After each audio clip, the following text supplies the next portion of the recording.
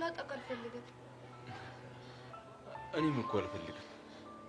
ግን ሳንፈልገው ልንለያይ ነው። በእናትህ ካንለያይ። ሰብለ እሱ በእኔና ባንቺ የሚወሰን ነገር አይደለም። ማታ እንግዲህ ቪዲዮ ከተለቀቀ በኋላ እንወስናለን። ግን ከተባረርክሽ ነጆኔን አትበቀላቸው። እነሱ ምን ማድረግ እንደሚችሉ አሳይተውኝ የለ እኔም ደግሞ ፊት ለፊት ገጥሚያቸው ምን ማድረግ እንደምችል አሳያቸዋለሁ። ቆይ አስበሽላችሁ ነው? አይደለም ከተባረርኩኝ ተበቀያቸው እናቴ ጋር ሄዳለሁ ስላልከኝ እንዳትለየኝ ውጪም ቢሆን እንዳገኘህ ብዬ ነው። እኔ ደግሞ አለመበቀል አልችልም። ለኔ ስትል ይኸውልሽ ላንቺ ስል ምንም ላደርግ እችል ነበር። በእንደዚህ አይነት ጉዳይ ግን አይሆንም።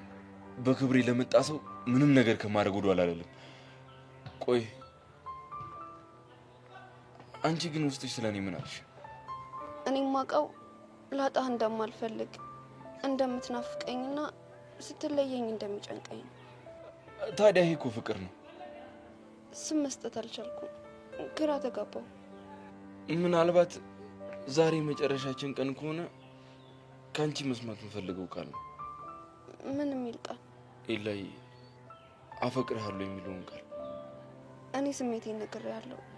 አንተ እንደፈለግክ ተርጉሙ። ይኸውልሽ ተግባርሽ እንደምትወጂኝ ያሳያል። ግን ደግሞ ልብ ምንም ጊዜ ማረጋገጫ ይፈልጋል።